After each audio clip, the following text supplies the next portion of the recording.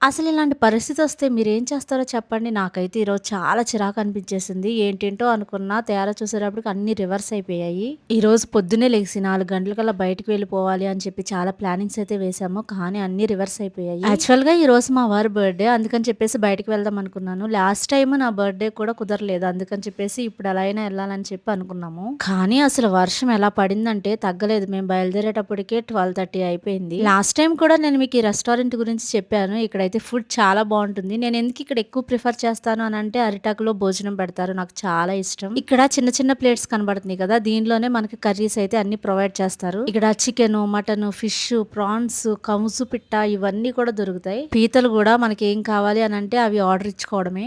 వీళ్ళు వడ్డించే విధానం, సర్విస్ కూడా చాలా బావుంది. నిజంగా మీరు నమ్మరు కానీ ఎప్పుడెళ్ళినా సరే అసలు ఖాళీనే ఉండదండి. ఇక్కడ హోటల్ అంత బిజీగా ఉంటుంది. మేము మటన్ కర్రీ, చికెన్ కర్రీ చెప్పాము. ఈ రెండిటితో పాటు గ్రేవీ కూడా ఇస్తారు. ఇదేనండి గ్రేవీ. ఇదొచ్చేసి చికెన్ గ్రేవీ. తినేసొచ్చాక మా అమ్మాయి చూడండి గుప్పుడితో ఎలా పట్టుకుందో. ఎందుకు ఇన్ని తెచ్చుకున్నావంటే ఇలా చూస్తుంది. ఇంక మా వాడు చూడండి మూట కట్టుకొనొచ్చాడు. ఏంట్రా బాబు ఇదని అడిగితే ఇంక మామూలుగా నవ్వట్లేదు. నాకు తెలిసి ఈ అలవాటు మీకు కూడా ఉండే ఉంటది. ఎవరికైనా ఉంటే కామెంట్ చేయండి. పెద్దవాళ్ళ నుంచి చిన్నవాళ్ళ వరకు అందరికీ ఉంటుంది హ్యాబిట్.